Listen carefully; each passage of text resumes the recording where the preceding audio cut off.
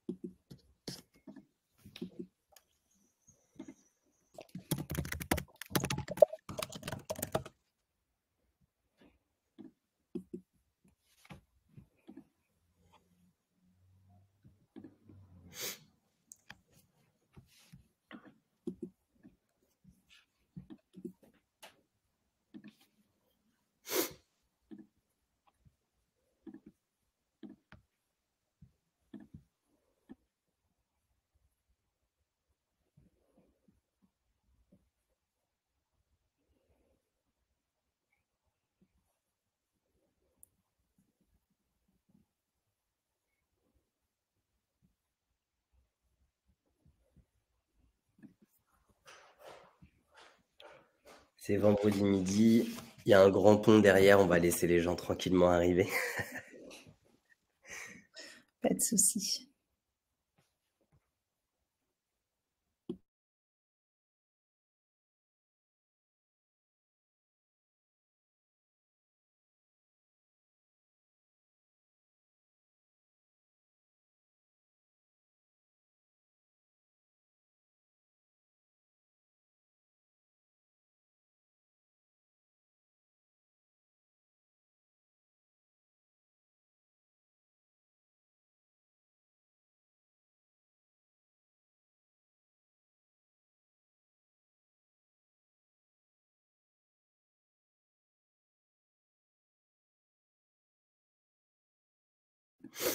Allez, on va démarrer. Hello tout le monde. Merci à tous ceux qui se sont connectés à notre nouvel épisode du webinaire Yeta, le rôti de mamie. Aujourd'hui, on va parler stratégie. On va parler stratégie d'entreprise et stratégie produit. Comment piloter les organisations par l'impact au travers de la méthode, on va dire, OKR, les objectifs and key results. Et pour ça, aujourd'hui, j'ai la chance d'avoir Tiffany avec moi et on va résoudre en live des use cases qu'on nous a communiqués en amont et qu'on a évidemment anonymisé. Donc l'objectif, c'est de vous mettre en perspective différents contextes sur ce sujet des OKR et puis de vous apporter un regard extérieur sur comment ça a été réalisé dans ces organisations, ces équipes. Pour l'agenda du jour, donc d'abord, on va évidemment vous redéfinir et vous expliquer ce que sont que les OKR. Ensuite, on viendra vous expliquer, on va prendre deux cas pratiques, deux use cases. Un premier dans un écosystème simple, donc un cas pratique autour du secteur public et d'un sujet de santé. Puis le deuxième, dans un écosystème plus complexe avec un cas pratique dans le secteur privé cette fois-ci, pour une entreprise qui rend les services physiques, entreprise rendant des services physiques et digitaux. Tiffany, je te laisse la main, je te laisse te présenter. Merci beaucoup, Raphaël. Bonjour à tous. Donc moi, c'est Tiffany Vinet, je suis coach produit et j'ai une spécialité depuis plusieurs années, c'est j'accompagne les entreprises sur la démarche par impact. Souvent, pour pouvoir le faire, on utilise le framework OKR. Et donc, aujourd'hui, j'avais envie de vous partager un peu le type d'analyse que je peux amener quand des équipes ont déjà utilisé ou déjà mis en place des OKR chez eux pour pouvoir les aider à grandir et aller plus loin dans leur approche par impact. Donc, je tenais déjà à remercier les deux collectifs qui nous ont partagé leur cas réel, leur cas d'entreprise. Donc, comme le disait Raphaël, ça a été anonymisé, voilà, pour des raisons de confidentialité, mais pour autant, on n'a pas touché au fond. Et puis, j'espère que ce webinaire va vous plaire. Voilà. Donc, je vais commencer déjà par remettre un petit peu tout le monde sur le même type de vocabulaire que ce que j'utilise et puis de se dire un peu d'où viennent les objectifs key results. C'était pour moi important de se remettre tous ensemble alignés autour de cette notion-là. Donc déjà, d'où ça vient, d'où est-ce que tout ça part? Les OKR, c'est quelque chose qui a plus de 50 ans. qui a été créé par Andy Grove dans les années 70 pour Intel. Et en fait, Andy Grove, quand il les a créés, il s'est déjà appuyé sur le management by objective de Toyota, qui avait déjà une 50aine d'années à l'époque. Donc, on est sur des choses qui sont utilisées depuis longtemps, qui sont éprouvées. Mais par contre, ce qui est important d'avoir en tête, c'est que les OKR, ils ont été faits pour Intel, dans la Silicon Valley, sur une démarche et sur un mindset plutôt américain. Et ça donne déjà des premières clés pour ce que je vais vous expliquer tout à l'heure dans les différences et dans les complexités qu'on peut avoir dans la mise en œuvre aujourd'hui dans nos entreprises et dans nos industries. Finalement, ils vont beaucoup utiliser les OKR, en tout cas Andy Grove au sein d'Intel, avec John Doerr qui va être son partenaire. Ils vont utiliser les OKR pour développer vraiment le business et la marque d'Intel. Et puis, fin des années 1998-1999, John Doerr, lui, va populariser la démarche en l'apportant à d'autres entreprises de la Silicon Valley, dont Google, que tout le monde a identifié, puisque c'est eux qui ont communiqué un peu plus sur ce framework et qui nous ont permis finalement de le rendre accessible au plus grand nombre. Finalement, c'est quoi les OKR? Au-delà d'où ça vient, c'est ce qui nous permet de se demander où est-ce que l'on veut aller, quelles sont les conséquences que l'on va voir se passer avant de se dire ce que l'on va faire. Et c'est de remettre les choses en perspective pour redonner du sens. Un autre élément qui me semble important, c'est finalement les OKR, on en entend beaucoup parler, mais c'est quoi? Dans le by the book, dans ce qui est écrit finalement et ce qu'on va retrouver dans la littérature, on a deux grands temps. On a les OKR stratégiques qui vont, eux, être sur une longue période, qui vont concerner finalement plusieurs équipes généralement, ou plusieurs métiers, et qui vont donner le cap, la direction, la vision. Et puis, pour pouvoir finalement mettre en œuvre des actions et des tactiques, on va avoir des OKR tactiques qui sont exactement les mêmes choses, mais conditionnées sur un temps beaucoup plus court. Et généralement, on se dit qu'au bout de 4 itérations tactiques, les équipes vont arriver à tendre au plus près de la stratégie parce qu'elles auront appris, elles auront compris comment ça fonctionne, elles auront pu mettre des choses en place, tester, itérer.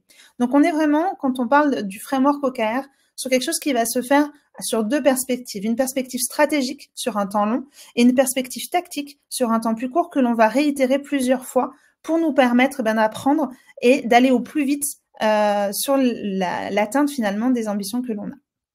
Voilà, ça c'était pour redonner aussi cette notion de vocabulaire entre tactique et stratégique.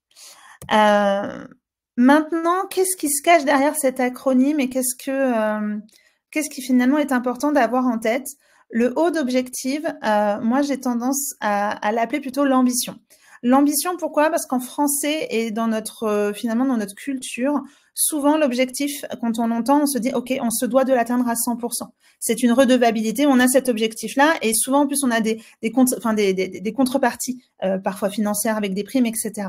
Donc à partir du moment où on commence à dire aux équipes qu'on fait des objectifs, eux ils vont vouloir fixer des choses qu'ils peuvent atteindre. Alors que la démarche, l'intention qui se cache derrière les OKR, c'est finalement de se dire que l'on veut être ambitieux, on veut être challengeant, on veut aller au-delà de ce qu'on sait faire aujourd'hui et on est OK à ne pas réussir à l'atteindre à 100%. C'est pas le but des OKR. Et donc, c'est pour ça que je préfère parler d'ambition à ce niveau-là. Ensuite, au niveau des key results, critères de succès, finalement, qu'est-ce que c'est? Ce sont nos impacts. C'est qu'est-ce qu'on veut voir se passer? Quelle est la conséquence que l'on veut voir se produire, quel est le changement que l'on veut voir opérer. Et grâce à ça, on va pouvoir se dire on y va.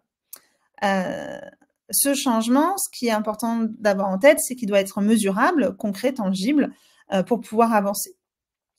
Et enfin, ce qui n'est pas dans l'acronyme, mais qui est quand même ultra important et qui a de la valeur, c'est cette notion d'initiative. L'initiative dans la littérature qu'on retrouve beaucoup, c'est finalement quelle action, si on est dans du digital, quelle fonctionnalité, quelle feature je mets en place, quelle contribution l'équipe fait pour permettre finalement à nos impacts d'être produits et donc à notre ambition d'être conduite et d'en prendre la bonne route. Voilà, ce sont les 3 éléments qui me semblent importants à clarifier parce que j'ai souvent parlé d'ambition et d'impact et c'était important pour moi de vous remettre un peu plus finalement le sens qu'il y avait derrière. Alors généralement, comment ça se représente des OKR stratégiques et tactiques dans un écosystème? Je vais d'abord vous présenter ce que je vais nommer un écosystème simple. Un écosystème simple, c'est une entreprise ou un collectif qui est suffisamment petit pour ne pouvoir pour ne travailler finalement qu'autour d'une seule stratégie. On va avoir des startups, des scale-up, des PME d'une cinquantaine de collaborateurs, 70 collaborateurs qui vont finalement avoir des métiers différents, des directions différentes, mais qui vont pouvoir tous graviter directement autour de la stratégie de l'entreprise. Donc, ça ressemble à ça, finalement, si je devais vous le schématiser, c'est un système. On pourrait presque imaginer un système solaire. C'est un peu l'intention derrière ce graphisme, de se dire que finalement, au centre, il y a le CODIR, le COMEX, quel que soit son nom, qui va définir une stratégie. Dans cette stratégie, va être portée différentes choses. Il va être porté la pérennisation de notre service, de notre business, ce que je vais nommer plutôt le run. Et puis, il va être porté les changements, ce que l'on veut modifier, là où on veut créer quelque chose de différent de ce qui existe aujourd'hui, ça va plutôt être porté par la partie OKR.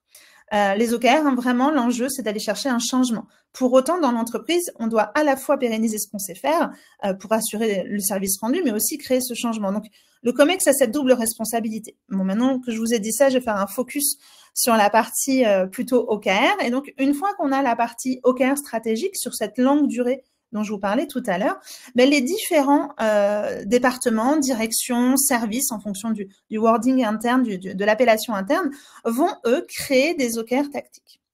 Alors, ce qui est important d'avoir en tête, là, j'ai fait une représentation très caricaturale, mais c'est que parfois, les OKR tactiques, on peut les avoir sur une équipe qui est hiérarchiquement déjà organisée comme telle, mais on peut les avoir sur un produit, où là, on va avoir une équipe que je vais plutôt nommer virtuelle, c'est-à-dire qu'elle va être composée de différentes personnes des différents services de l'entreprise pour permettre en fait au produit d'avoir cet impact et cette vision 360.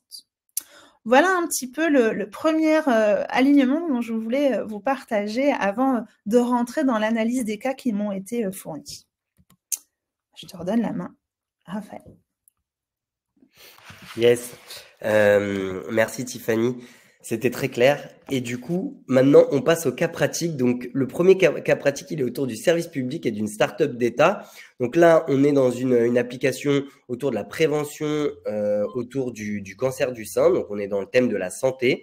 Évidemment, encore une fois, on a anonymisé les données qu'on a reçues. Le contexte, c'est qu'on a un produit au centre et autour, on va avoir une équipe et des parties prenantes, donc des ministères, par exemple, et autres. Avec un fort enjeu social, et l'objectif du coup ça va être comment faire adopter le produit. La demande du coup, donc on nous a dit que l'avancement des KR Strat sur les 3 derniers mois, on nous a partagé ces éléments et on nous a demandé comment on aurait pu faire de différent. Et donc la question, elle est pour toi. Comment, Tiffany, t'aurais fait de ton côté pour que pour mettre en place ces KR stratégiques, et quels sont tes conseils? Ok.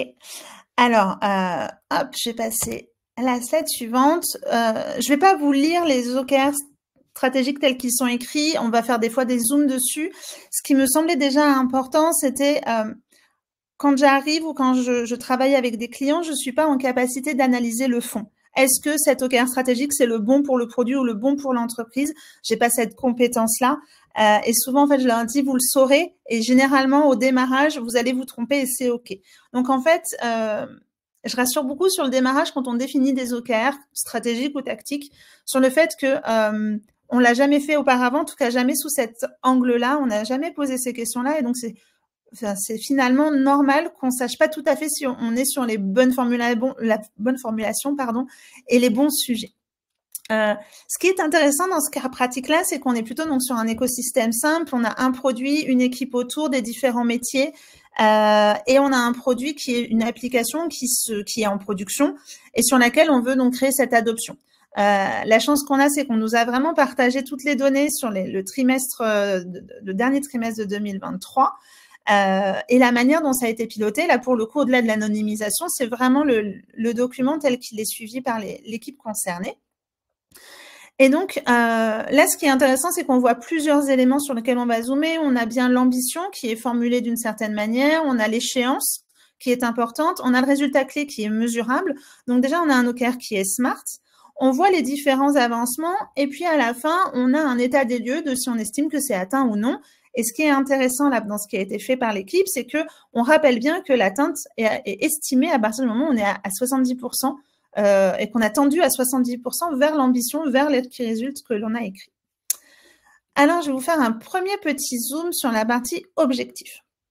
Là-dessus, ce qui est important, je suis assez à cheval sur ça, c'est sur la notion de formulation. Comment est-ce qu'on construit une phrase? Comment est-ce qu'on écrit l'ambition? La recommandation, c'est ce que j'ai écrit, c'est plutôt d'avoir un verbe à l'infinitif pour commencer, qui n'est ni être ni avoir, parce qu'on a un sujet de storytelling si on est toujours dans avoir amélioré ci ou avoir progressé là-dessus. À l'oreille, quand les équipes entendent les objectifs, ils oublient ce qu'il y a derrière. En fait, ça neutralise trop le discours. Un élément qui qualifie le verbe, donc ça, cet élément, il va nous permettre de donner l'intention, le changement que l'on veut opérer. Et c'est ultra important parce que si on met pas cet élément-là de qualificatif, ben on perd un petit peu le côté, c'est une ambition et c'est pas juste un vœu pieux. Donc il y a un élément qui est important autour de ça et puis bien évidemment du contexte. Donc à la première lecture, si je lis accroître l'efficacité du dispositif d'orientation des femmes, on est sur la notion d'efficacité. Les qui résultent, pour moi, ils vont devoir colorer. Ça veut dire quoi, cette notion d'efficacité? Qu'est-ce qu'on veut avoir comme changement là-dedans? Augmenter le nombre de femmes orientées sur la plateforme, il va me manquer, par exemple, ici, un qualificatif. Est-ce qu'on veut augmenter considérablement? Est-ce qu'on veut finalement plutôt pérenniser la croissance qu'on a mis en place? Et donc, on va pas le formuler de la même manière et ça va pas donner la même intention aux équipes. Le but, c'est vraiment clarifier cette direction qu'on veut amener. Et puis, pour le dernier, faire connaître aux femmes le parcours des dépistages contre le cancer, c'est pareil. On est plutôt sur une intention que sur une ambition. On a l'intention de le faire connaître, mais notre ambition, c'est quoi? C'est finalement que la plateforme devienne le leader, ou en tout cas le premier nom qui ressort sur le sujet du dépistage contre le cancer du sein. Ça pourrait être quelque chose comme ça. Donc déjà, ma première remarque serait autour de mieux pousser la formulation pour avoir vraiment une ambition et pas qu'une intention. Je continue. Raphaël, n'hésite pas à intervenir sur quelque chose qui n'est pas clair. Hein. Je te laisserai bien évidemment prendre le micro quand tu le souhaites. Ça marche, en tout cas pour le moment, c'est très clair. Deuxième sujet, j'ai continué dans la même lignée. J'ai été sur la sémantique dans ma première analyse, sur la partie des key results. Comment est-ce que ça se construit? Comment est-ce que on est au clair? Souvent, j'observe quelque chose, c'est que on a tendance à vite mettre le chiffre en premier pour dire qu'en fait, ce qu'on veut, c'est, exemple, 25 000 tests de prédisposition réalisés ou 200 000 téléchargements réalisés. C'est pas mauvais, mais pareil, si je garde cette notion il faut que ce soit audible pour les équipes, c'est important de leur donner l'intention qui va avec là. Et donc, le verbe d'action permet de faire ça. C'est accroître à 25 000, c'est atteindre, c'est obtenir, c'est quoi en fait? Et ce petit verbe peut paraître un détail, mais il n'en est pas un, surtout dans la mémorisation et derrière, quand les équipes vont juste accéder finalement au contenu et n'auront pas finalement l'histoire qui est racontée avec, et bien qu'elle puisse se retrouver tout simplement dans la construction du key result. Donc voilà, sur cette partie-là, mon conseil aurait été sur cette notion de sémantique. Après, j'ai envie de faire un petit zoom parce qu'ils ont essayé de faire quelque chose qui est hyper important. Ils ont essayé de clarifier un mot. Donc là, le KR, c'est 50% des utilisateurs sont actifs. 50% sont actifs. Et ils ont très rapidement mis 2 points, un utilisateur qui revient 3 fois dans le mois minimum. Là, ce qui est intéressant dans cette phrase, c'est qu'ils ont essayé de faire quelque chose qui n'est pas anodin, c'est de clarifier ce qu'ils entendaient derrière le mot actif. Souvent, et ça, je le rencontre vraiment au quotidien, ce que l'on veut factuellement mesurer derrière un mot, on est sur de la croyance individuelle. C'est-à-dire que si je mets 5 personnes autour de la table sur la notion d'utilisateur actif aujourd'hui, ils vont être d'accord sur à peu près 80% de la définition, mais après, ils auront 20% qui seront propres souvent à leur expertise ou à leur périmètre. Et puis à leurs besoins aussi. Enfin, forcément, on a un biais par rapport à un besoin. Et donc, c'est super important de clarifier ces mots-là et que ce soit le plus clair possible pour tout le monde pour comprendre ce que ça veut dire. Parce que finalement, est-ce que c'est la personne qui revient 3 fois dans le mois sur l'application? Est-ce que c'est une personne qui revient 3 fois, mais qui va naviguer au moins dans 3 pages? Qu'est-ce que ça veut dire finalement concrètement? Et si je reviens juste à la slide d'avant où on voit un petit peu plus l'ensemble des KR, si on se dit, on demande à être contacté, demander à être contacté, ça passe par quoi? Est-ce que c'est simplement répondre à un formulaire? Est-ce que c'est cliquer sur un élément et juste donner son adresse mail? Est-ce que c'est avoir écrit un texte? Enfin, jusqu'où ça va la demande et quelle est la finalité de la demande? Pareil, la notion de pouvoir avoir accompagné 60% des femmes qui nous ont contactées. Qu'est-ce qu'on veut dire par accompagner? Accompagner, est-ce qu'on l'a rappelé une fois? Est-ce qu'on a eu un parcours de 3 mois de suivi? Est-ce qu'il y a eu une mise en relation avec des praticiens de santé? En fait, il y a plein de questions qui doivent être clarifiées dessus. Ces questions-là, elles vont servir au collectif pour prendre des décisions et pour pouvoir prioriser. Et ça, c'est ultra, ultra clé dans la démarche. Ouais, donc toi, ton conseil là-dessus, c'est de bien définir les termes, quitte à avoir son lexique à côté, mais et de laisser finalement des OKR qui pourraient potentiellement être aussi courts que ça, mais en tout cas, à côté au moins s'aligner sur la sémantique, sur ce qu'il y a derrière chacun des mots finalement. Alors généralement, moi, ma reco, c'est d'avoir forcément une slide la plus épurée possible avec les O et les KR associés. Et puis ensuite, en annexe, d'avoir une slide par KR dans laquelle on a les définitions, la data zéro, j'y reviens un tout petit peu plus tard sur en fait d'où on part, c'est quoi notre historique, etc. Et du coup, le lien vers le fichier qui va suivre ensuite l'avancement des KR. Et donc ça, comme ça laisse de manière individuelle et autonome la capacité à aller consulter l'information. Et puis après, en fonction de notre capacité à faire de l'affichage visuel, soit sur des bords digitaux, soit sur du mur physique, on va voir comment est-ce qu'on met ça en avant pour que les gens puissent le consulter aussi à leur souhait. Ça marche. J'ai aussi une petite question sur la slide d'avant. Tiffany, c'est souvent on voit un peu deux manières d'écrire aussi les objectifs. Ouais. Certains font des objectifs SMART, donc ils intègrent dedans de la temporalité et on va dire des chiffres, donc soit un pourcentage, soit vraiment un chiffre à atteindre. Là où effectivement dans les key results, c'est très souvent ça. Est-ce que toi, là de ce que je vois dans les objectifs, il n'y a pas ça? Ouais. Toi, c'est quoi ton conseil? C'est quoi la manière dont tu les écrirais, ces objectifs? Est-ce que tu les écrirais SMART ou tu les laisserais effectivement comme ça, plus ambition, vague voilà. Alors, c'est une très bonne question. En fait, c'est à mon sens et dans ma manière de travailler, c'est l'OKR qui est SMART. Puisqu'en fait, le O et les KR ensemble, avec la notion de temporalité, vont faire qu'on répond à tous les éléments du sujet SMART. Une ambition ne doit pas être chiffrée parce que pour moi, elle doit vraiment retranscrire la direction, le cap vers laquelle on veut aller. Alors, à l'exception de, et ça c'est souvent une private joke qu'on fait avec les clients, mais quand il y a un sujet de devenir le leader, ou oui, il y a cette notion de chiffre qui arrive dans la notion de primeur, mais on est vraiment quand même dans une intention de direction. Nous, ce qu'on veut, c'est vraiment de devenir le leader. Et c'est la notion de ça veut dire quoi le leader aujourd'hui. Et souvent, les définitions d'un leader en 2023 et d'être leader en 2024, elles bougent parce qu'en fait, on a grandi, on a appris. Donc, pour moi, pour répondre à ta question, c'est vraiment l'OKR qui doit être SMART et pas le O. Ok, ouais, très clair et bon exemple avec le sujet de devenir le leader ou la plateforme de référence en 2027, par exemple. Ça reste suffisamment ambitieux et suffisamment finalement vague pour se dire que c'est tout l'OKR qui doit être SMART et les KR qui vont être vraiment des choses à atteindre au fur et à mesure, step by step, pour arriver à cette vision future en fait. Exactement. Et les KR vont donner une direction plus fine. Et ce qui va être important, c'est aussi de poser le cadre stratégique dans lequel les KR, on va vouloir les faire évoluer. Pour pas qu'une direction marketing aille, par exemple, sur, je ne sais pas moi, la recherche de toutes les femmes qui n'ont pas encore été sollicitées aujourd'hui par les différents autres canaux, et puis qu'on ait une équipe plutôt orientée client, métier, business, qui, elle, aille travailler avec les praticiens de santé.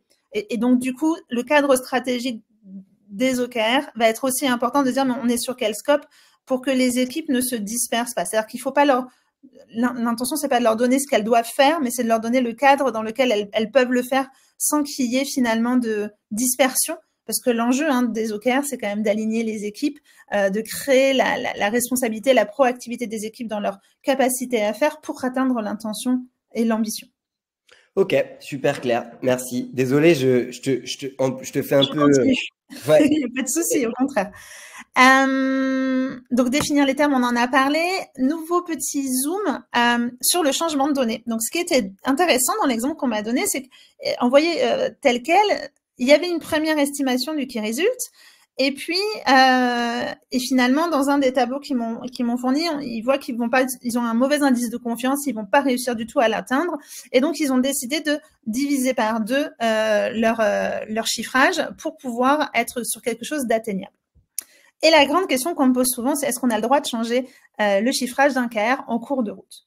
Alors, la réponse, elle est simple et compliquée en même temps. La réponse simple, c'est non, on n'a pas le droit.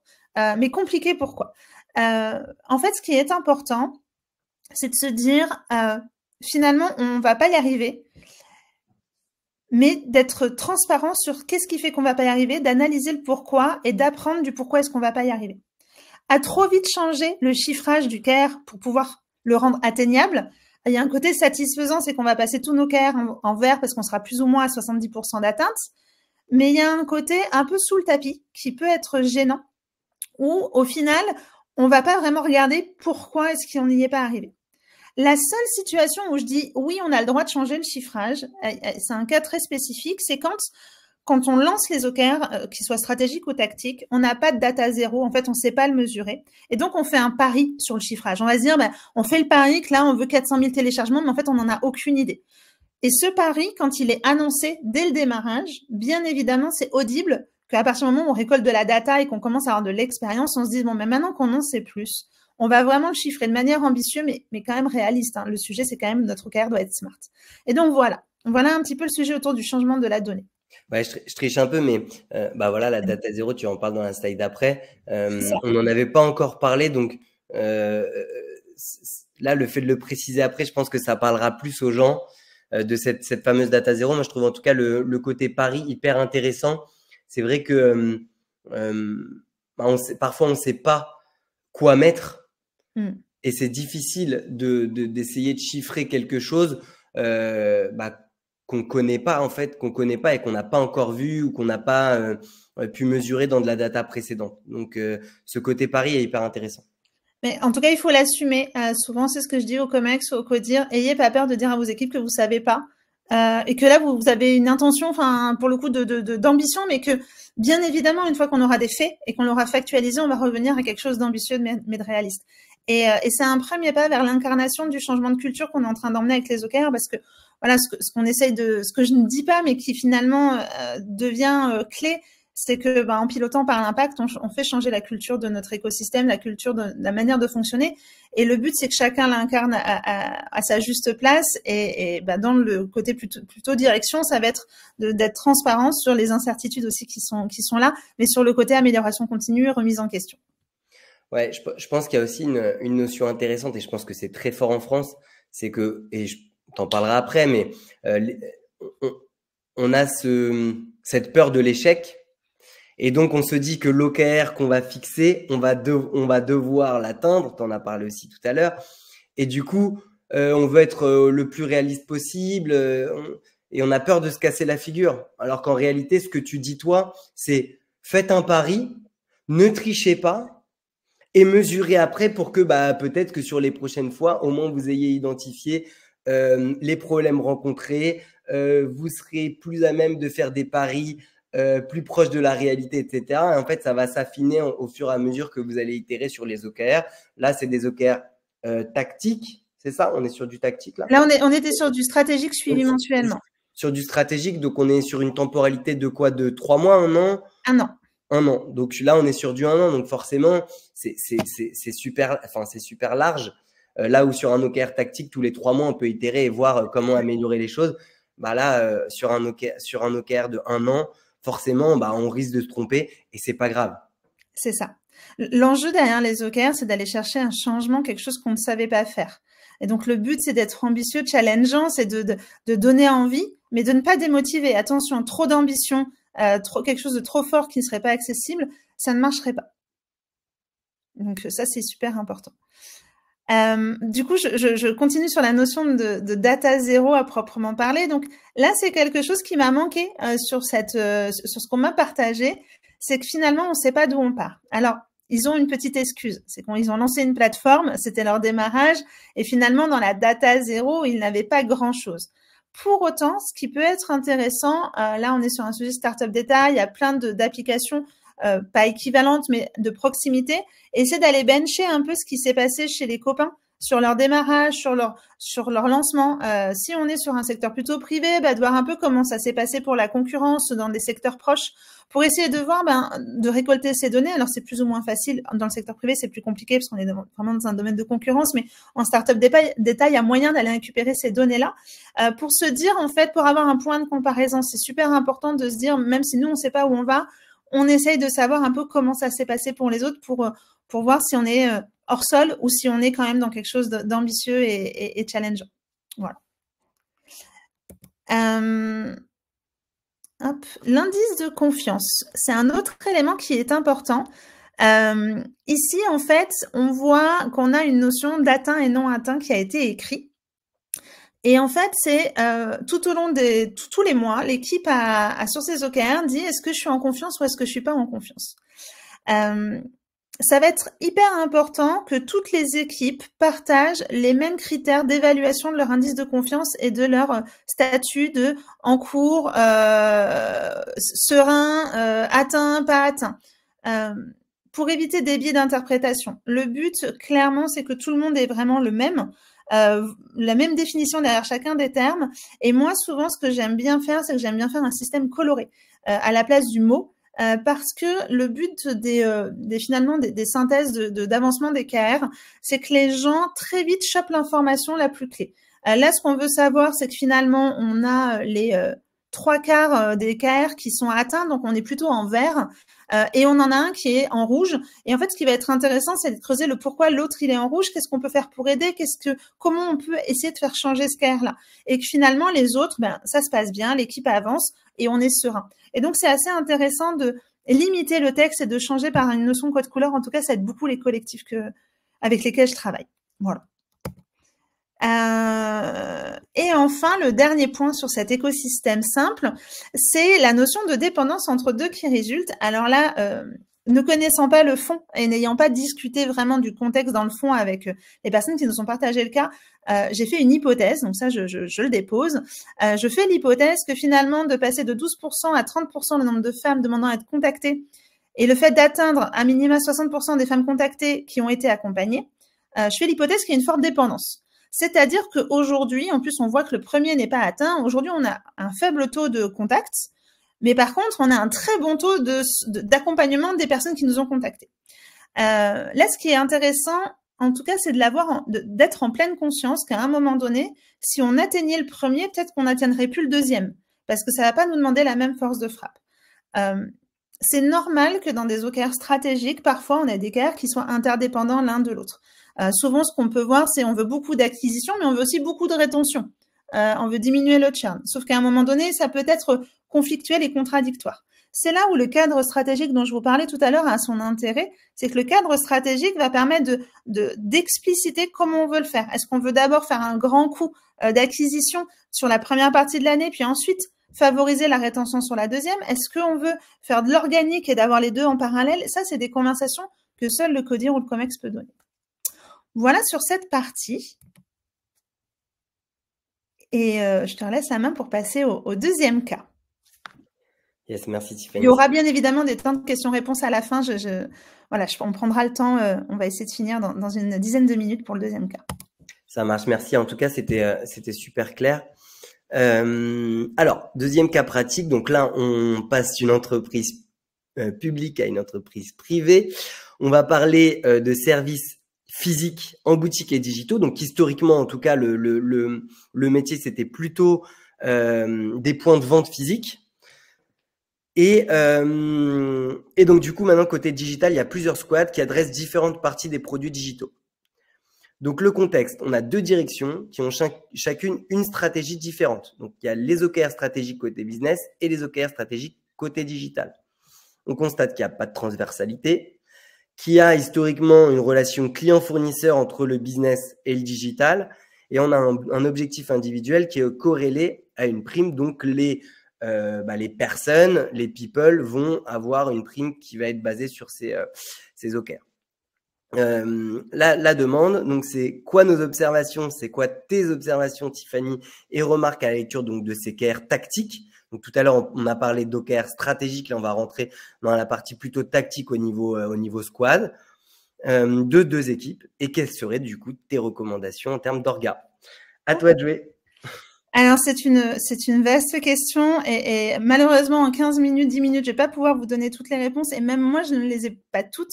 Donc ça a été je vous le partage en toute transparence, ça a été à la fois le challenge de l'exercice et le côté un peu pimenté de l'exercice qui a été de dire voilà, j'ai pas eu j'ai eu vraiment que des éléments factuels par écrit, j'ai pas eu de meeting de préparation avec les personnes qui m'ont passé les éléments et les questions sont quand même très vastes. Donc je vais essayer de vous donner un peu une première vision, une première lecture, mais ça pour avoir une version plus affinée des conversations avec les collectifs concernés serait beaucoup plus nécessaire, en tout cas. Voilà, Donc là, on est dans ce que je vais appeler un écosystème complexe. Un écosystème complexe, ça se traduit comment? Pour moi, très caricaturalement, bien évidemment, ce n'est pas l'organigramme de la structure qui nous l'a envoyé, mais c'est un petit peu ce que j'ai pu observer, c'est qu'on a un CODIR, un COMEX, on a un certain nombre de directions, là j'en ai matérialisé 3, mais qui font des OKR stratégiques, qui ont à l'intérieur d'elles-mêmes un certain nombre de services. Chacun de ces services va faire ses OKR stratégiques. Et puis, à un moment donné, là, on a fait l'hypothèse de 3 strates, on va avoir des équipes qui, elles, vont devoir faire des OKR tactiques sur les OKR stratégiques de leur service, qui l'ont fait eux-mêmes sur les OKR stratégiques de leur direction, qui l'ont fait eux-mêmes sur les OKR stratégiques de leur CODIR. Et donc là, on est dans un schéma un peu cascade qui peut être un peu compliqué. Je vais revenir sur ce point-là en fin de présentation. On a une belle galaxie, effectivement. Voilà. Revenir sur la métaphore de l'espace. Exactement. Donc là, je vous partage, pareil que tout à l'heure, les données que j'ai reçues. Il y a beaucoup d'éléments, donc comme tout à l'heure, je ne vais pas zoomer sur tous les éléments. On a des OKR tactiques de 2 équipes, une équipe engagement, une équipe valeur. Et moi, la première chose qui m'a sauté aux yeux, c'est le volume. Le volume de OKR. Là, on est sur du trimestriel. Les équipes, attendez, j'ai plus le compte en tête, mais on est en gros sur du 4x4, on est sur du 16 KR. 16 KR à atteindre en 3 mois, c'est-à-dire en 12 semaines.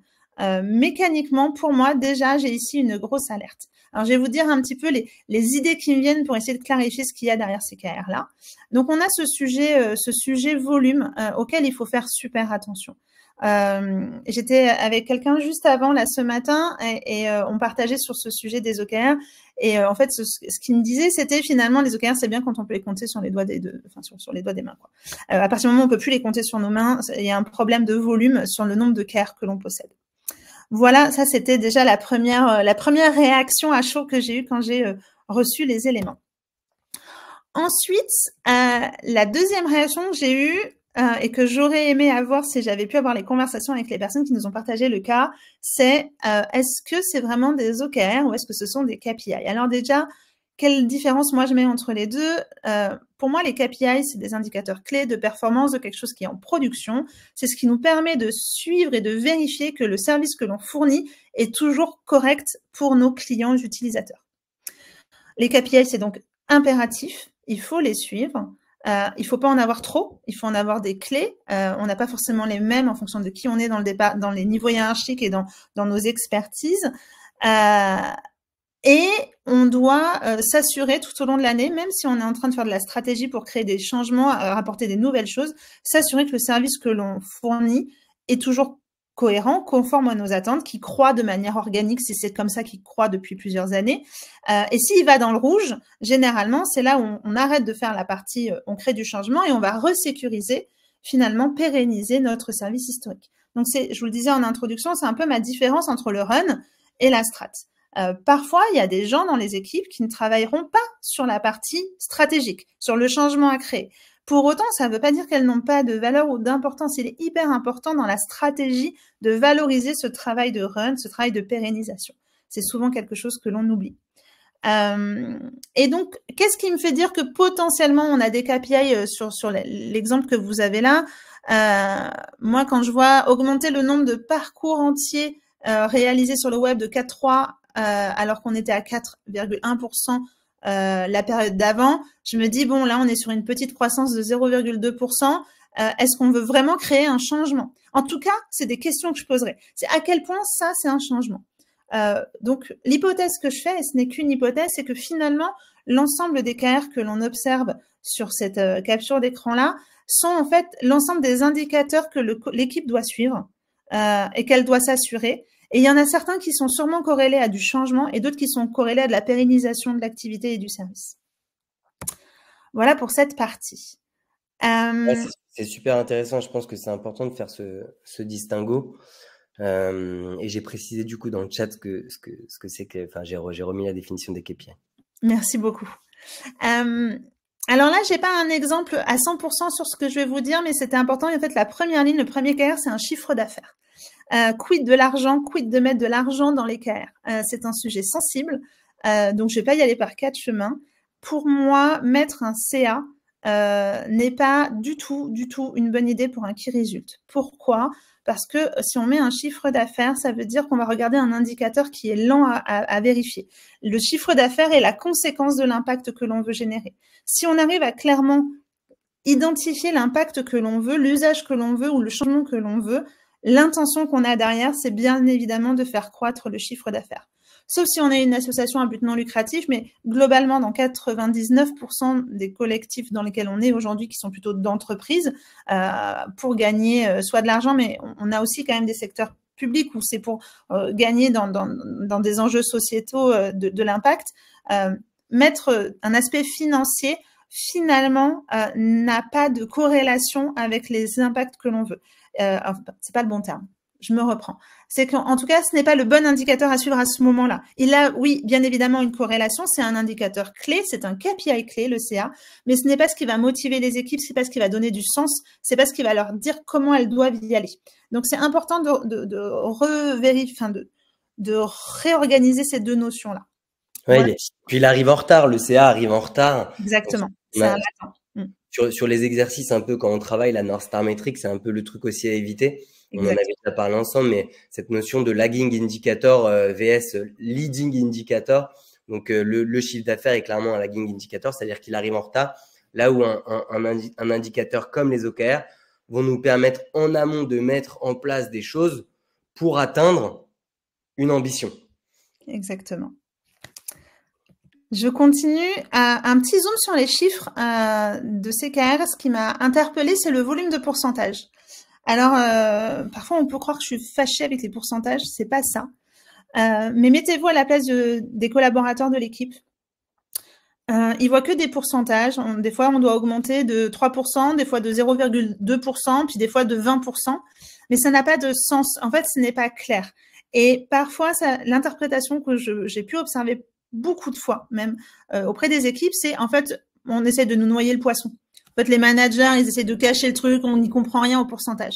Donc, au maximum du maximum, si vous n'avez pas d'autre choix que de mettre du pourcentage, je pense souvent au taux de churn, ou quand même, malgré tout, c'est un indicateur en pourcentage qui est le plus facilement exploitable.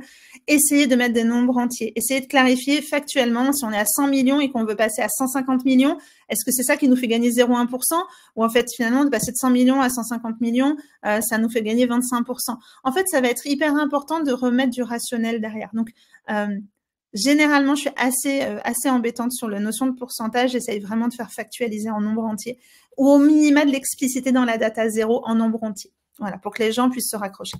Ouais, et puis là, hein, comme on le voit là, c'est même, ça me saute aussi aux yeux, 24,7, 12,8, ça a l'air extrêmement précis.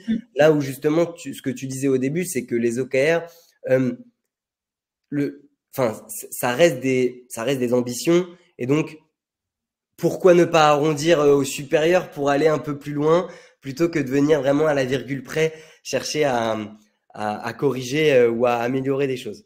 C'est une question challengeante qu'il faudrait poser à l'équipe. En tout cas, après, ils seront auteurs de leur réponse. Voilà, c'est ça que j'ai envie de dire. Autre point de focus, est-ce que l'ambition, le haut, il est vraiment à la main des équipes? Alors, il y a un truc que j'ai pas encore dit qui me semble ultra important. Des key results doivent apporter de la valeur à l'équipe qui est en train d'essayer de les atteindre. Si les key results apportent de la valeur à leur manager, généralement, vous n'aurez pas d'engagement de la part de l'équipe pour les réaliser. Ici, ce qui est intéressant, c'est qu'on est sur les OKR tactiques d'une équipe qui s'appelle Valeur. Je ne sais pas exactement ce que ça veut dire, donc je ne pourrais pas vous le détailler, mais je vois que leur objectif, c'est de maximiser les revenus de la boutique. Et si j'ai bien compris, on était sur du digital, et quand je vois les KR qui sont associés, je me pose une question de cohérence. Est-ce que vraiment maximiser les revenus de la boutique est dans le périmètre d'une équipe digitale qui se nomme Valeur? Je ne sais pas. Peut-être que oui, mais pour le coup, c'est une conversation en tout cas que j'aimerais ouvrir. Mais quand je vois les KR, je me demande vraiment, eux, ils sont plutôt sur de la partie de ce que j'en comprends organisationnelle. Comment est-ce que on améliore la satisfaction et la relation entre le digital et les boutiques sur la relation? Comment on améliore la maturité de ce que l'on fait? Comment on améliore la visibilité de nos datas? Donc, on est plutôt sur de l'organisationnel, de la communication, du transverse. Là, j'aurais interrogé le sens du haut. Alors, je suis pas revenue sur ce deuxième exemple, sur la sémantique et la construction. Je l'avais fait pour le premier, mais je donnerai exactement les mêmes conseils que ce que j'ai donné tout à l'heure. Dernier zoom, et après je vous partagerai un bout de réponse, et là pour le coup on n'aura pas le temps d'aller très en profondeur dessus, mais sur le sujet organisation. Mais c'était important de vous parler de ce dernier zoom sur le KR projet. Là j'ai un KR qui est continuer à construire une approche transverse avec 2 teams. On est littéralement sur un projet que l'on se doit de faire, et c'est important. Souvent on me dit bah, du coup c'est pas un impact. C'est vrai. Pour autant, dans la vraie vie, entre guillemets, quand on est avec des équipes qui ont un quotidien, et pour eux, déjà, mettre en place le projet de transverse va leur prendre 6 mois parce que le temps qu'ils mettent les acteurs autour de la table, etc., ils ne vont pas pouvoir mesurer l'impact. Du coup, le compromis que je fais pour être entre des projets initiatives versus des impacts au niveau des KR, c'est que je dis, OK, partons sur ce KR projet. Par contre, il faudra qu'on en mesure l'impact. D'avoir fait une approche transversale, d'avoir des équipes virtuelles réunies autour d'un enjeu sur 2 sujets, c'est très bien. Mais donc, du coup, dans un quarter ou dans un deuxième quarter, quelle va être la conséquence et le bénéfice de ça que l'on veut voir mesurer? Et en fait, c'est toujours d'aller un cran plus loin. J'aurai d'autres exemples si ça vous intéresse de creuser, vous me le redemanderez dans la version Q&A après, sur ce sujet de KR projet, KR classique. Et donc, je vais finir là-dessus pour répondre à la question de qu'est-ce que tu recommanderais comme organisation différente. Alors, ma réponse va être assez générique et un peu hors sol par rapport à la demande parce que j'ai pas eu l'occasion ni d'observer l'écosystème, ni d'auditer, ni de rencontrer les gens, ni de les interviewer, ni tout ça. Pour autant, comme je vous le disais, on a bien observé qu'il y avait une descente au niveau des OKR avec plusieurs niveaux d'OKR stratégiques. Ma recommandation, et Raphaël l'a un peu introduit tout à l'heure, c'est la notion de galaxie, c'est-à-dire de se créer vraiment différents systèmes autonomes. Donc tout à l'heure, je vous parlais d'un système solaire autour duquel finalement des équipes vont graviter pour répondre aux enjeux et aux impacts stratégiques de ce système-là. Et en fait, chaque système solaire ou chaque système va lui-même graviter autour d'un point central finalement de cet élément, de ce noyau qui va être la stratégie d'entreprise. Et plus on arrivera à finalement avoir des écosystèmes autonomes. Alors autonome, ça veut dire quoi? Qui sont en capacité de prendre des décisions, d'avoir un budget et de pouvoir finalement s'auto-organiser. Plus on aura défini ces différents systèmes solaires qui vont graviter autour du point central qui est la stratégie d'entreprise, plus on va avoir une capacité d'un impact direct. Pour autant, et ça je vais le dire en conclusion avant d'ouvrir les questions-réponses, qui est fondamental, c'est qu'il peut y avoir des équipes, des parties qui ne répondent pas à la partie OKR stratégique, c'est-à-dire qui ne sont pas là, qui n'ont pas fonction à aller générer du changement par rapport à la stratégie. Pour autant, soit il y a 2 manières de voir les choses, soit en fait on voit avec eux s'il y a des changements à créer dans leur organisation, donc on va être sur peut-être une approche avec des OKR organisationnels. Comment est-ce que je délivre mieux, différemment, avec plus de puissance ce que je fais aujourd'hui pour permettre aux équipes qui, elles, ont un enjeu sur les OKR stratégiques de délivrer ce changement. Soit on va pérenniser comment est-ce qu'on travaille autour du run pour performer et on va être sur l'aspect stratégique qui est sur la pérennisation du service. Voilà. J'aurais plein de choses à se dire sur cette slide, mais je vois qu'il est déjà presque 50. Donc, je pense que c'est intéressant de laisser la place aux questions. Bah super, merci Tiffany pour la présentation, c'était super clair. Ouais. Où te retrouver donc sur LinkedIn, sur Medium et les formations IETA, notamment Exactement. Sur ce sujet. On y reviendra d'ailleurs, c'est une question qui a été posée dans le chat. On va prendre quelques questions. Première question, finalement, est-ce qu'il y a un bon moment dans la maturité d'une équipe pour utiliser les OKR? Voilà. Alors, Réponds à ça. Alors, pour moi, la réponse, c'est il n'y a pas de bon ou mauvais moment à partir du moment où on se dit qu'on a envie d'expérimenter une approche par impact. Par contre, on ne va pas le faire de la même manière en fonction de la maturité de l'équipe. Et c'est là où ma réponse pourrait être très longue.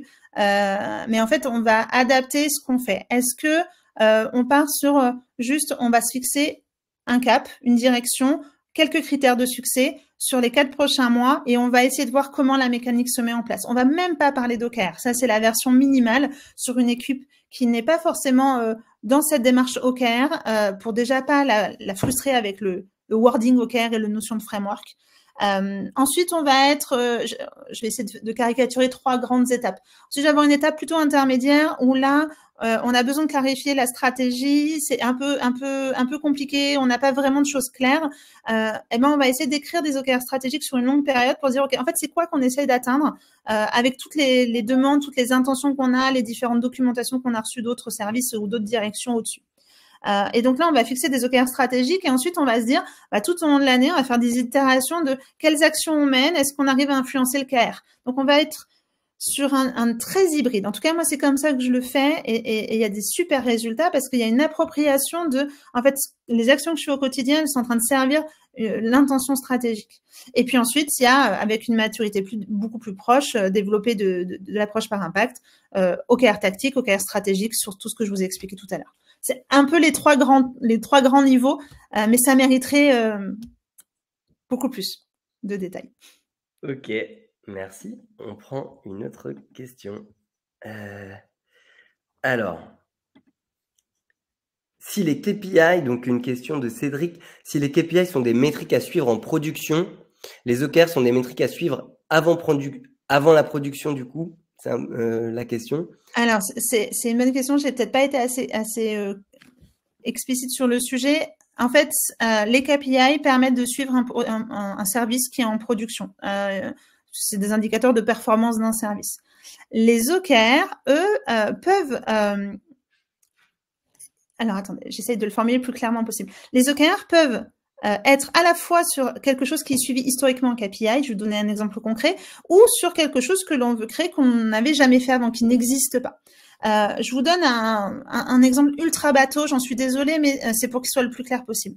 Aujourd'hui, j'ai un site internet avec des visiteurs et en fait, moi, je sais que depuis 3 ans que j'ai ce site internet, j'ai une croissance de 5% du nombre de visiteurs tous les mois.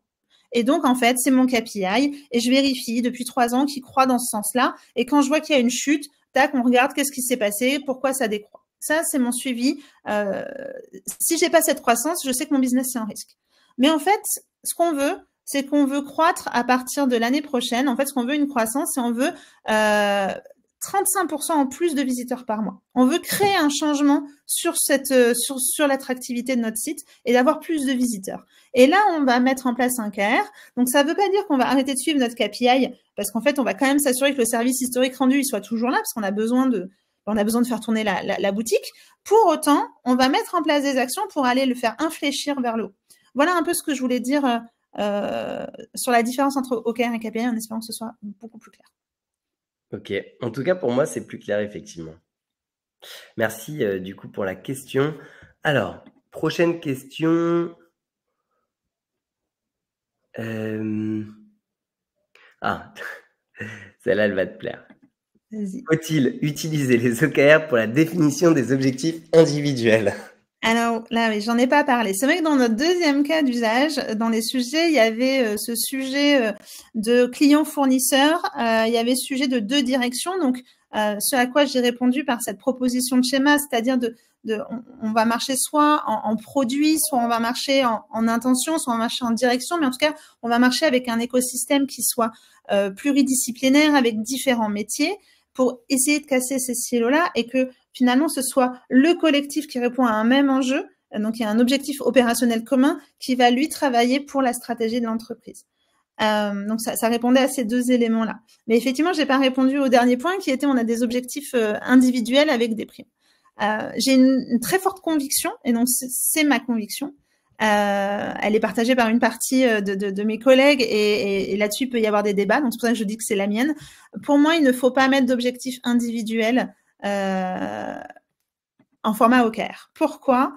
Parce qu'en fait, les OKR sont là pour aller dans un endroit où on ne sait pas aller aujourd'hui, sont là pour créer un dépassement. Et le biais avec les objectifs individuels, en tout cas tels qu'ils sont faits de manière générale, c'est qu'en fait, ils sont associés à une rémunération complémentaire.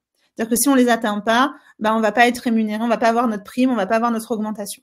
Et donc, ça crée un biais dans la conversation avec l'individu. Ce que j'aime bien faire, par contre, ce que je travaille beaucoup avec les managers, c'est comment est-ce que j'aide les managers à fixer des objectifs sur la posture et la manière dont les équipes ou les collaborateurs individuellement interagissent sur les OKR. C'est-à-dire que est-ce qu'on a plutôt une posture d'observateur, de juste compte rendu, de reporting, ou est-ce qu'on a des collaborateurs qui sont en train d'aller vers une posture plus d'approche par impact avec une autoresponsabilisation, de la proactivité, de la mise en corrélation du quotidien avec les enjeux et les impacts qui sont visés, etc. Et en fait, on va travailler plutôt sur une notion de soft skills. C'est comment faire grandir les collaborateurs dans l'incarnation d'une posture par impact. Ok, super clair, merci. Il y a eu pas mal de votes. Quelles alternatives aux OKR pour la stratégie d'organisation, produit, pour suivre justement tout ça? Quelles alternatives? Alors là, j'ai un énorme biais. La question est dure. La question est dure. Non. Alors, comment dire ça? Les OKR sont un moyen. Les OKR sont un moyen de mettre en exergue des choses pour pouvoir créer cet alignement, pour pouvoir créer cette compréhension mutuelle et entre finalement ce que l'on veut changer et qu'est-ce qu'on est en train d'essayer de faire pour y arriver. Il est là pour réduire les temps aussi d'itération pour apprendre plus vite. L'alternative, c'est finalement en fonction de la taille. En fait, elle va être dépendante en fonction de la taille où on est. C'est comment est-ce que on met en corrélation tous ces éléments-là, c'est-à-dire où on veut aller, comment on va mesurer qu'on y va et quelles actions on est en train de mener et quel apprentissage on en fait. Il peut y avoir plein de manières de le représenter, mais une fois qu'on répond à ces trois questions-là, la méthode OKR permet de le factualiser et à un cadre très déjà clair. Donc c'est simple, mais on peut moi je peux utiliser du Kanban, je peux utiliser du Lean, on peut complètement s'implémenter sur de l'agilité avec du Scrum. Enfin, tout est mélangé. L'avantage de la méthode, c'est qu'elle clarifie ces trois choses-là. En fait, on va rester sur ça. Finalement, l'alternative, c'est de se dire clarifier où on veut aller, comment on va mesurer qu'on y sera, et comment est-ce que on met en place des actions dont on fait l'hypothèse qu'elles ont une conséquence sur ce qu'on veut atteindre. Et à partir du moment où on a ces trois éléments-là, finalement, on peut le suivre. C'est un peu l'approche ambition-impact que j'ai pu évoquer tout à l'heure. Ok, merci. Il y avait une question de Léo qui était: qui est la bonne personne pour animer les OKR dans une équipe? C'est une bonne question. Et est-ce que c'est un product manager? Évidemment, on a une grande communauté de product managers autour de nous. Donc, c'est une question, je pense, qui intéresse pas mal de monde. Ouais. Alors, en fait, tout dépend des moyens que vous allez avoir dans l'écosystème dans lequel vous vous trouvez. On va partir de l'espace où il y a le moins de moyens. Vous êtes vous avec votre équipe. Vous avez juste envie de changer un peu le prisme dont vous regardez votre produit ou vous regardez votre métier. Et donc, là, vous allez devoir avoir deux casquettes. C'est à la fois la casquette de partie prenante de moi, je fais, je contribue, mais aussi de j'embarque l'équipe et donc je facilite. Ça, c'est pour le coup, c'est la double casquette. Ce qui est intéressant avec cette approche-là, c'est que c'est hyper fort d'apprentissage. Ça demande un cadre de sécurité psychologique assez important avec l'équipe pour que ce soit bien perçu, qu'il n'y ait pas une notion de posture haute qui soit prise par l'équipe en disant mais qu'est-ce qui se passe, ça devient le boss alors que c'est plutôt normalement une équipe qui travaille en fonctionnement transverse. Donc ça, c'est important de poser ce cadre de sécurité en disant voilà, moi je vous propose une nouvelle initiative, j'ai envie d'expérimenter ça, de voir comment est-ce qu'après on pourra corréler ce qu'on fait au quotidien dans nos équipes. Deuxième possibilité, il y a un peu plus de moyens. On a des Scrum Masters, des coachs agiles dans l'organisation et on peut leur demander de venir nous aider à faciliter. Alors peut-être qu'ils sont ou pas sensibles à la méthode OKR. En tout cas, on peut leur avoir cette réflexion avec eux en disant on aimerait faire ça. Est-ce que tu peux nous le faciliter pour que moi je puisse participer de manière entière? Pour autant, au-delà de la facilitation, il y aura l'animation après dans le quotidien qui va malgré tout revenir à la charge de la personne qui a initialisé. Alors dans le but, ça, j'ai pas du tout descendu là-dessus, mais il y a une notion de porteur de care. Comment est-ce que je fais en sorte que tous les collaborateurs du collectif soient le maximum impliqués et soient acteurs du sujet. Enfin, il y a plein de choses qui peuvent se mettre en place dans la pratique. Et puis ensuite, dernière option, c'est que en fait, on a un écosystème qui est favorable et qui est en train d'enclencher une transformation par impact ou une transformation agile pilotée par l'impact. Et à ce moment-là, on va avoir des acteurs de la transformation. Et donc, il y a toute une notion finalement de responsable d'un collectif qui est responsable de la transformation, qui est constitué d'agents de la transformation, de coachs, etc. Et ensuite, qui vont s'appuyer sur ce qu'on va appeler des ambassadeurs. Ces ambassadeurs vont avoir pour rôle, donc ils sont métiers, mais ils vont avoir pour rôle d'être un peu le porte-parole de la méthode, un petit peu le relais opérationnel de l'équipe de transformation, mais ils vont avoir tout un deck d'outils, tout un accompagnement qui va être spécifique pour les aider dans cet élément-là. Je pense que c'est à peu près les 3 grands cadres de jeu que l'on a. Ouais, super intéressant. On prend une toute dernière question, Tiffany, et après on va laisser tout le monde aller manger. Ouais. Donc on parle beaucoup de transparence, de droit à l'erreur, de culture. Est-ce que c'est possible d'implémenter ce framework des OKR quand la culture n'est pas suffisamment mature dans l'environnement, dans l'écosystème, l'organisation, etc. Alors, oui, dans 2 circonstances, dans 2 cas. La première, c'est qu'on est un petit collectif qui fonctionne bien, on est une équipe qui a du sens et on a envie d'expérimenter à notre niveau. Moi, j'aime beaucoup le côté on commence tout petit, puis après ça infuse. Les copains, ils voient à côté ce qui se passe, etc. Mais en tout cas, si on a envie au sein de notre équipe de se redonner du sens, oui, ça marche. Deuxième option, il y a un énorme sponsorship sur le sujet. En interne, avec des gens qui ont le mandat et qui ont la capacité d'avoir cette aura. Et à ce moment-là, oui, mais toujours pareil. Attention, si on est une entreprise de 5000 personnes, on va pas déployer les OKR sur 5000, même si on a un fort sponsorship. Il faut commencer malgré tout petit, découper un scope, savoir clairement où est-ce qu'on va pouvoir changer les choses, parce que malgré tout, on amène un changement.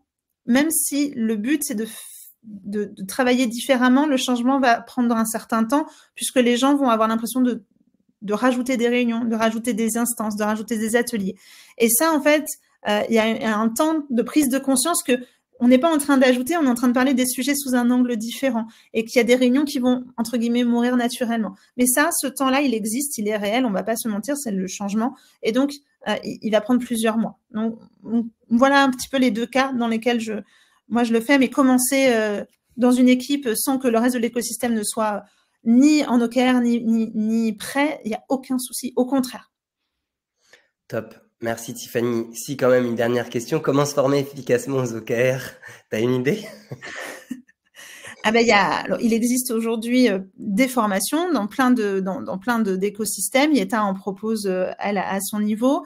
Il y a de la littérature à avoir. Il y a des livres blancs qui existent. Vous en retrouverez 2 que j'ai coécrits sur le Medium. Il y a des livres. Il y a le livre de John Durr qui a fait connaître, qui est un accent anglais pourri, Measure What Matters. C'est horrible. Dès que je dois parler anglais dans une visio, c'est affreux. Pardon pour ça, mais qui est très bien. Il y a le livre de Christina Wodke, qui est vraiment chouette aussi sur les OKR.